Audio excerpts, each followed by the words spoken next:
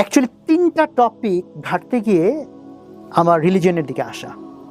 So আমি ওই 3টা টপিকের কিছু কোয়েশ্চেন্সগুলো জাস্ট বলবো দর্শকদের জন্য, অ্যান্সার বলার সুযোগ নাই, আর অ্যান্সার এরকম পাবলিকলি আমি আসলে বলতে চাইও না, বিকজ এটা দর্শক বুঝে কথা বলতে হবে। Exactly, agreed. তো ওখানে 3টা কোয়েশ্চেনের মধ্যে একটা ছিল I become very fascinated about ancient টেকনোলজিও বলতে পারেন, এনশিয়েন্ট, বিশেষ করে ফেরাউনদের যে টাইম, যারা পিরামিড বানিয়েছে 4500 বছর আগে। Can you believe this? যারা অবলিস্কের মতো জিনিস বানাইছে, 1100 টন একটা সিঙ্গেল পাথরের ওজন। How did they handle this 4500 বছর আগে? আই বিকাম রিয়েলি ফ্যাসিনেটেড যে কীভাবে এগুলো হয়েছে। পিরামিড নিয়ে পড়তে গিয়ে তো আমি মনে হয় অন্য জগতে চলে গেলাম, কারণ মানুষ তো এখন মনে করে পিরামিড জাস্ট কিছু পাথর বসাইছে হয়ে গেছে। না, এইটা নিয়ে ধরেন অ্যাটলিস্ট 1 ঘন্টা কথা বললে হয়তো মানুষকে বোঝানো যাবে যে এটা কত, মানে এটা লিটারেলি এটা আনইমাজিনেবল। তার মানে ওখানে সায়েন্স নাই? অ্যান্সারটা দিব না এখনই।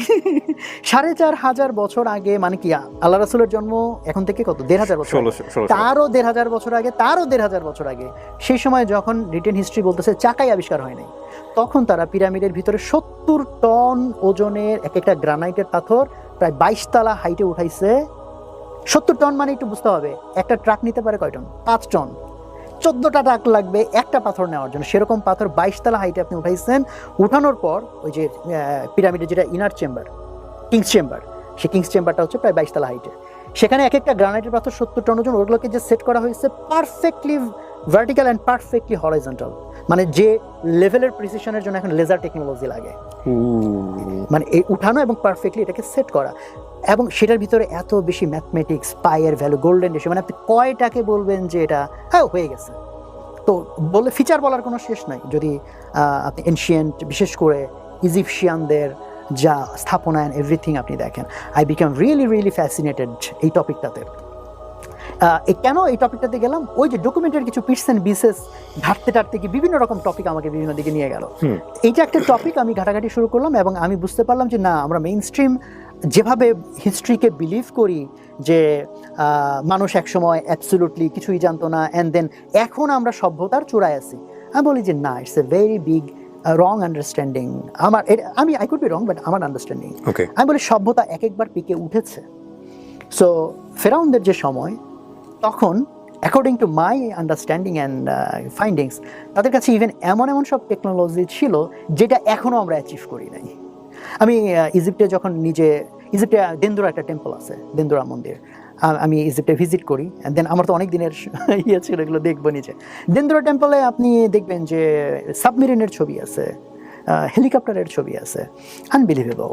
তো যাই হোক, এটা আমাকে খুব ফ্যাসিনেট করে। আমি জাস্ট ওখান থেকে দেন আমি এনশিয়েন্ট আরো যে সভ্যতাগুলো আছে, মাচু পিচু বলেন বা গোবেকি তাপ্পি বলেন, এরকম আরো অনেক কিছু আমি ঘাটতে শুরু করি। তখন আমি বুঝতে পারি যে ইতিহাসের যে বয়ানটা আমরা শুনে অভ্যস্ত, এর মধ্যে অ্যাকচুয়ালি আরো অনেকগুলা ভাবে দেখার অনেক কিছু আছে। ইটস সামথিং মিস্টেরিয়াস, এটা একটা অ্যাঙ্গেল। দেন আমার তখন আমি যেহেতু রিলিজিয়ন নিয়ে ঘাটাঘাটি করি না, I was not that much interested, but একটা জিনিস আমাকে ইন্ট্রিগ করলো, সেটা হচ্ছে অ্যাটলিস্ট আমি এটা জানি, যেহেতু কোরআন আমি পিটস অ্যান্ড বিসেস এখন তখন একটু ঘাটাঘাটি করছি, আমি দেখছি যে কোরআন শরীফের মধ্যে ফেরাউন দিয়ে ভরপুর। ফেরাউন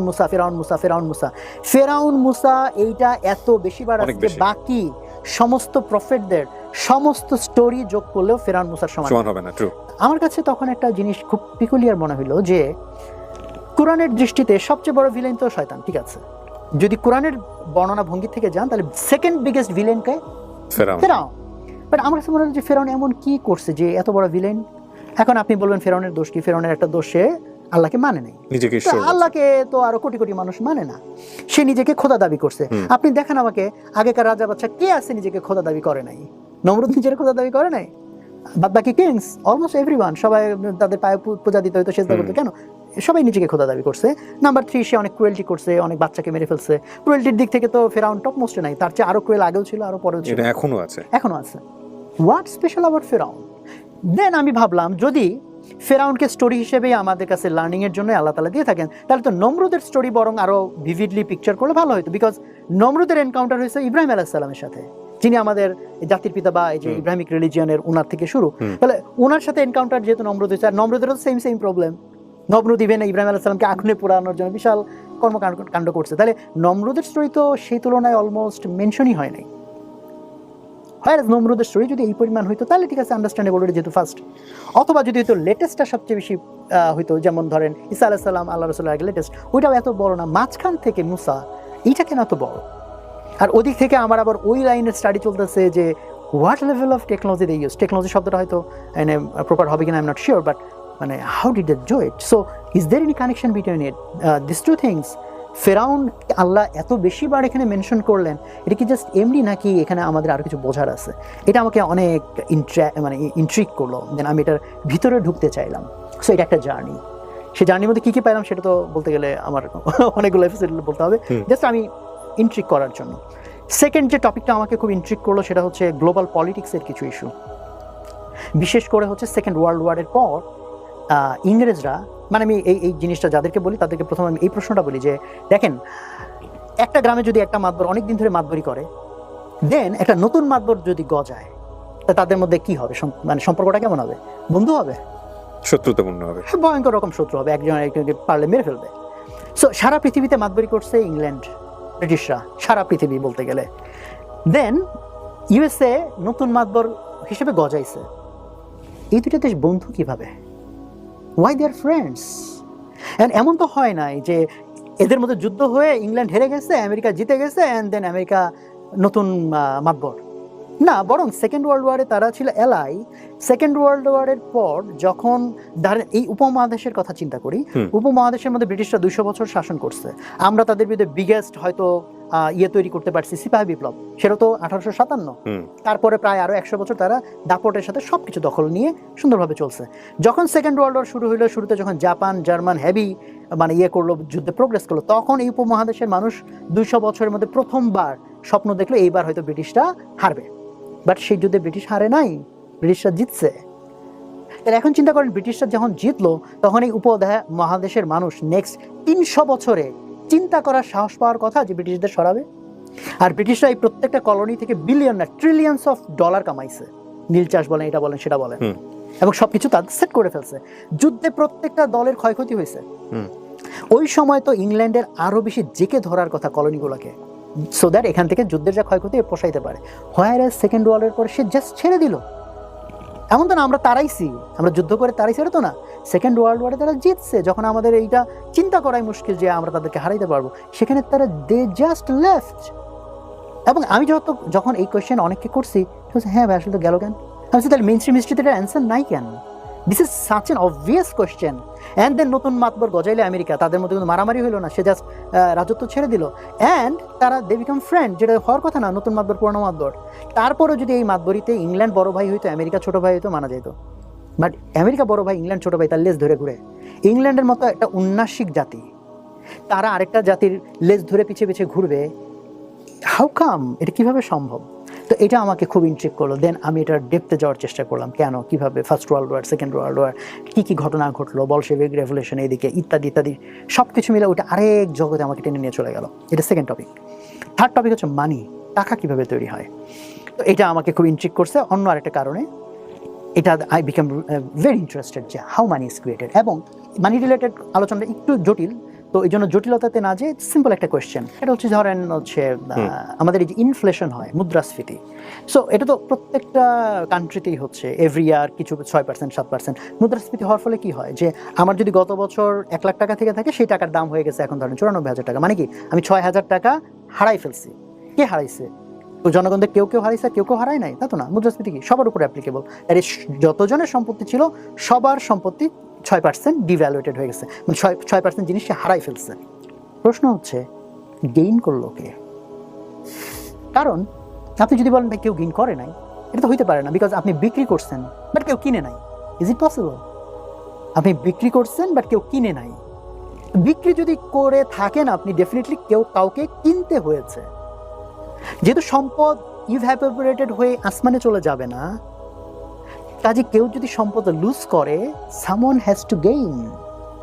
কে গেইন করলো? কেমনে গেইন করলো? কাহিনীটা কি?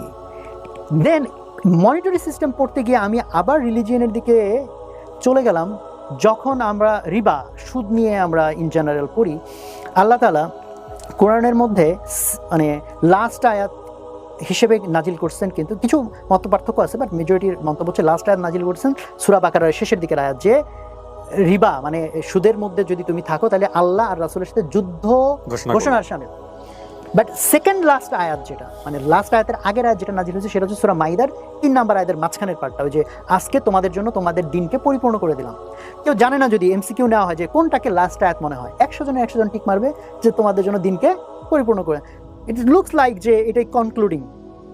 23 বছর ধরে কোরআন নাজিল হয়েছে। অ্যানালজিটা এইভাবে দিই, ধরেন একজন 23 বছর ধরে লেকচার দিছে, দিয়ে 23 বছর না, ধরেন 23 ঘন্টা লেকচার দিয়ে বলছে ভাই লেকচার পরিপূর্ণ করে দিলাম, দিয়ে লাস্ট আবার বলো ভাই শেষ একটা কথা বলি, তাহলে মানে হাউ সিগনিফিক্যান্ট দ্যাট ইজ। তো আল্লাহ তাআলা বলছেন কোরআনকে আমি পরিপূর্ণ করে দিলাম, তোমাদের জন্য ইসলামকে জীবন বিধান পরিপূর্ণ করে দিলাম। লাস্ট আয়াত কি মাথায় রাখো, রিবার মধ্যে যদি ঢুকছো সুদ, আল্লাহ রাসূলের সাথে যুদ্ধ। It doesn't make any sense. আমি ব্যাংকে কিছু টাকা রাখছি, সে তারা টাকা ইভেন এত ফেরেশতা যে তারা আমাকে টাকা বাড়ায় দিচ্ছে, সে তো আমার এখানে বরং চার্জ করার কথা, ভাই তোমার টাকা সিকিউর ভাবে রাখছি, আমার টাকা মানে উল্টা তুমি কম নাও, সে আমার টাকা বাড়াই দিচ্ছে, সে এত লোকের কর্মসংস্থান করতেছে, আবার যারা টাকার অভাবে একটা প্রজেক্ট বা কিছু করতে পারতেছে না সেই টাকা আবার তারা ধার দিচ্ছে। হোয়াটস রং ইন দ্যাট? ঠিক আছে, এটার মাধ্যমে কিছু লোক হয়তো শোষিত হইতে পারে, কিছু লোকের হয়তো একটু লস টস হয়ে যেতে পারে, হ্যাঁ ওয়েল ঠিক আছে বুঝলাম, কিন্তু আল্লাহ রাসূলের সাথে যুদ্ধের কি হইলো এটা? হ্যাঁ আল্লাহ বলতে পারে ঠিক আছে এটা খারাপ, এটার মাধ্যমে এটা হয়, বাট অনেক মানুষ উপকার পাচ্ছে। যুদ্ধ কিভাবে, এটা আমার বুঝতে হবে, কিভাবে যুদ্ধ হইলো এটা। দেন আমার কাছে আরো ইন্ট্রিগিং মনে হইলো যেটা ফেডারেল রিজার্ভ ব্যাংক, যেটা আমেরিকার যেটা কেন্দ্রীয় ব্যাংক, যারা ডলার ছাপায়। আমি যখন প্রথম জানলাম যে এটা একটা প্রাইভেট ব্যাংক, আমার কাছে এটা আনবিলিভেবল যে বাংলাদেশের কেন্দ্রীয় ব্যাংক, বাংলাদেশ ব্যাংক যে টাকা ছাপায়, সরকারি ব্যাংক তাই না, সরকারের কন্ট্রোলে। আমেরিকার কেন্দ্রীয় ব্যাংক যেটা বলতে পারেন যে পৃথিবীর কেন্দ্রীয় ব্যাংক, সেই ফেডারেল রিজার্ভ ব্যাংক, সেটা একটা প্রাইভেটলি ওন্ড ব্যাংক। হ্যাঁ ওইখানে একটু কমপ্লেক্স বিষয় আছে, সরকার আর প্রাইভেট এন্টিটির ভিতরে একটা কিছু একটা একটু কমপ্লেক্স একটা মেকানিজম আছে, বাট স্টিল বটম লাইন হচ্ছে এটা মানে সরকারি ব্যাংক বলতে যাবো যে এটা না। কিভাবে সম্ভব সারা পৃথিবীর সেন্ট্রাল একটা ব্যাংক প্রাইভেট ব্যাংক, আর আমেরিকার লোকজন কিভাবে এই বিলের পক্ষে ভোট দিল এটাকে পাশ করানোর জন্য, যে একটা private bank will be central bank of this nation. তো এই সব মিলিয়ে মনিটারি সিস্টেম নিয়ে মানে রিলিজিয়ন কানেক্ট হচ্ছে, যে রিবা সুদ, সো ফেসবেল তোমার হচ্ছে সুদ তো খারাপ কিছু না, সো আসলে কি এখানে এমন কিছু আছে? আল্লাহ রাসূলের সাথে যুদ্ধ, হাউ, কিভাবে? এইরকম 3টা টপিক, এই 3টা টপিক যেটা আমি বললাম, একটা সেই এনশিয়েন্ট হিস্ট্রি, একটা বললাম গ্লোবাল পলিটিক্স, অ্যান্ড একটা বললাম মনিটারি সিস্টেম। সো 3টা কিন্তু পরস্পর বিচ্ছিন্ন 3টা টপিক, রাইট? 3টা বিচ্ছিন্ন টপিক না, এই 3টা টপিক আসলে একটা টপিক। যখন আমি এটার ভিতরে ঢুকতে শুরু করি আমি গিয়ে দেন বুঝতে পারি 3টা জিনিস আসলে একটা সিঙ্গেল জিনিসের সাথে যুক্ত। কি সেটা বলা যাবে না। আমি এইখানে কারণ এই জার্নিটার মধ্যে দিয়ে তো আমার 2012 সালে তো এই টার্মোয়েলটা শুরু। 2012-র লাস্টের দিকে যখন আমি চলে আসলাম, অলরেডি কয়েক মাস ধরে এগুলো ঘাটতে আমার মাথা নষ্ট হওয়ার মতো পায়। মানে পৃথিবীটা আমি কিভাবে জানি, পৃথিবীকে কিভাবে চিনি, আর আপনার সমস্ত ওয়ার্ল্ড ভিউ চোখের সামনে দেখতেছেন যে কত বড় বড় মিথ্যা জিনিস আমার সামনে প্রেজেন্ট করে রেখে দিচ্ছে, অ্যান্ড একের পর এক জিনিসপত্র দেখে আপনি বুঝতেছেন যে মানে আপনার কাছে মনে হচ্ছে যে আমি কি স্বপ্নের মধ্যে না বাস্তবে। এই ঘোরের মধ্যে যখন আসি, অ্যান্ড দেন পুরা জিনিসটা একটা সেন্ট্রাল জিনিসের দিকে আমাকে নিয়ে যাচ্ছে, যেখান থেকে ওই সেন্ট্রাল জিনিসটা আমি বলবো না, বাট যেখান থেকে আমার মধ্যে ধারণা তৈরি হচ্ছে রিলিজিয়ন ব্যাপারটাকে আমি যেভাবে চিন্তা করছি এটাকে সিরিয়াসলি এখন চিন্তা করতে হবে। ওকে, তারপর কি হলো? তখন আমি ভাবলাম যে ওয়েল, বাট এত পড়ে আমার কাছে মনে হচ্ছে ওয়েল রিলিজিয়ন যদি সত্যি হয় তাহলে তো আমার জন্য বিপদ। বিকজ আমারই 12 বছরের লাইফস্টাইল, আমি যাদের সাথে মিশি, আমি যেভাবে সাকসেসকে ডিফাইন করি, আমার যা দৃষ্টিভঙ্গি, যাদের সাথে মিশি, সব কিছু মিলিয়ে, কারণ আমি এতদিন ধরে যেভাবে চলছি তাতে আমার কাছে এটা অকল্পনীয় আমার দাঁড়িয়ে টুপি থাকতে পারে, অকল্পনীয়। কারণ আমার অবস্থা এমন হলো যে আম্মা যখন টের পাইলো, যখন আমি ভার্সিটি চলে আসছি যে ছেলে তো নামাজ কালাম সব ছেড়ে, দেন দে গেট টু নো যে ছেলে তো ধর্ম থেকে দূরে চলে গেছে। আমার আম্মা লাস্টে বললো যে তোমার কাছে আমি কিচ্ছু চাই না, ধরো তুমি টাকা পয়সা আমার দিবা কোনো, সেটা তো নাই, যে ধরো তুমি আমার সাথে ইভেন সম্পর্কও রাখবা না, মনে করো যে জাস্ট আমি কিচ্ছু না, তোমার ক্যারিয়ার না, তোমার রেজাল্ট না, কিচ্ছু না, তুমি জাস্ট পুরা নামাজ না, শুধু ফরজটুকু পড়বা। মানে কি পরিমাণ ডেসপারেট আম্মা হয়েছে যে আমি তো আর সে ধরা দিই না, আমি তাইরে নাইরে করি, এই বলি সেই বলি ইত্যাদি ইত্যাদি। তা আমার যা আসলে যত চোখের পানি আল্লাহর কাছে ফেলছে হয়তো সেটার কারণে কবুল আল্লাহ করেছেন আমাকে, হয়তো আল্লাহ। কারণ আমি যেভাবে একটু টাইপের একটু তেরা টাইপের, আমার জন্য হচ্ছে নর্মালি জাস্ট বিলিভ করা এটা আমার জন্য আসলে অনেক টাফ। আল্লাহ আমার জন্য একটা রাস্তা খুলে দিচ্ছেন যেটাতে যে জার্নির থ্রুতে আমার জন্য এটা ইজি হয়েছে, আদারওয়াইজ জাস্ট বিলিভ করাটা আসলে মানে আমার জন্য ডিফিকাল্ট। ওই জার্নি থেকে তখন আমি বুঝলাম যে হ্যাঁ রিলিজিয়ন মনে হয় সত্যি, অ্যান্ড এটা সিরিয়াস বিষয়, এটা জাস্ট এমনি এমন কোনো বিষয় না। তখন আমি ভাবতেছি যে আমার তাহলে একটু শিওর হবে, বাট আমি ভাবতেছি যদি রিলিজিয়ন সত্যি হয় ওয়াও, তাহলে তো আমার পুরো লাইফস্টাইল, প্রত্যেকের একটা কমফোর্ট জোন থাকে না, তো সেই কমফোর্ট জোন আমার পুরো ভেঙে যাবে, আমাকে কমপ্লিটলি আমার লাইফকে নতুনভাবে চিন্তা করতে হবে। তো আমি ভাবছি থাক ভাই আমার এই এত সত্যি টত্যি জানা দরকার, লাইফ যেমনি আছে এমনি যাই। বাট এই যে এত সব টপিক আমাকে যেভাবে পোক করে, তাতে আমি তো আবার ভাবতেছি না ভাই আমাকে সত্যিটা জানতে হবে, আবার ভাবতেছি ভাই সত্যি জানার দরকার নেই। এই ব্যাক অ্যান্ড ফোর্থের মধ্যে চলতেছে আমার, একবার ভাবি না সত্যি যেটাই হোক জানতেই হবে, আচ্ছা ভাই আমার সত্যির দরকার নেই, রিলিজন যদি সত্যি হয় যে আমার জন্য বিপদ, বিকজ আমার পুরা ওয়ার্ল্ড ভিউ লাইফস্টাইল সব কিছু চেঞ্জ হয়ে যাবে। তখন আমার মনে আছে এই ব্যাক অ্যান্ড ফোর্থের মধ্যে দেন আমার এনাফ কারেজ তৈরি হইল, সাহস, আমি সাহস শব্দটাই বলবো, টু অ্যাকসেপ্ট দ্য ট্রুথ। আমি তখন আল্লাহর কাছে দোয়া করছিলাম, মানে যখন আমি এই সাহসটুকু অর্জন করতে পারছি, ওয়েল যদি রিলিজিয়ন সত্যি হয়, তাতে যদি আমার কমপ্লিট লাইফস্টাইল চেঞ্জও করে ফেলতে হয়, স্টিল আমি জানতে চাই এটা সত্যি কিনা। তখন আমি আল্লাহর কাছে দোয়া করছি, এমনি দোয়া করছি যে আল্লাহ, মানুষ যেরকম বলে যে তুমি হচ্ছে সর্বদ্রষ্টা সর্বশ্রোতা, তো তুমি, আমি যে এখন কিছু একটা বলতেছি মনে মনে, এটা তো তুমি জানো। আমি আমার মধ্যে কারেজ তৈরি করছি to accept the truth, whatever the truth is. আমি আমার মধ্যে সেই কারেজটা জমা করছি।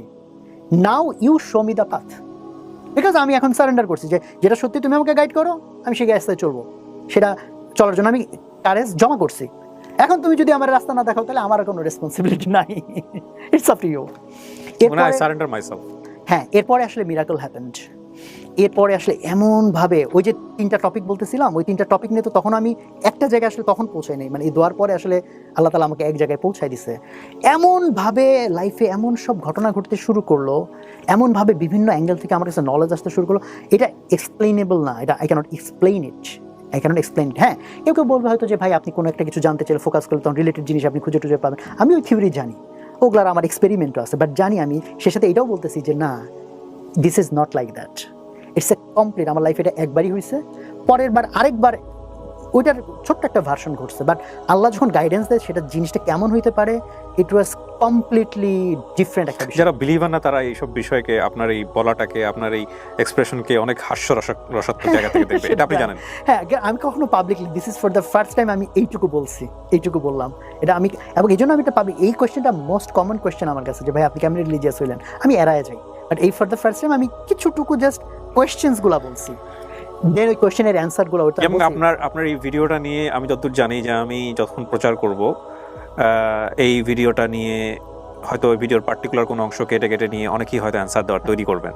এই 3টা বিষয়, যে 3টা বিষয় আপনি বলেছেন, এগুলো নিয়ে অ্যান্সার দেওয়ার জন্য চেষ্টা করবেন, যারা আসলে আলটিমেটলি বিলিভার না, কিংবা বিলিভার হলেও যে সায়েন্সের জায়গা থেকে এগুলোর ব্যাখ্যাটা কি, খুব চমৎকারভাবে ব্যাখ্যা দেওয়ার চেষ্টা করবেন। এগুলো আপনি জানেন, আমি জানি, মানে আমি জানি এই জিনিসগুলো হবে, কারণ ইউ আর ভেরি নোন। এবং আমি জানি না এই ভিডিওতে সম্ভব হবে কিনা, বা পরবর্তীতে আপনি এগুলোর অ্যান্সার নিয়ে কোথাও আসবেন কিনা, বাট আমি আজকে নিয়ত করতেছি, সেটা হলো যে এই 3টা কোশ্চেনের অ্যান্সার আপনি কি জানেন সেটা আমি আপনার কাছ থেকে জানবো। এবং আপনি যদি আমাকে জানাতে চান, ডেফিনেটলি আমি আপনার সাথে ব্যক্তিগতভাবে বসবো এবং আমি জানবো, ইনশাল্লাহ।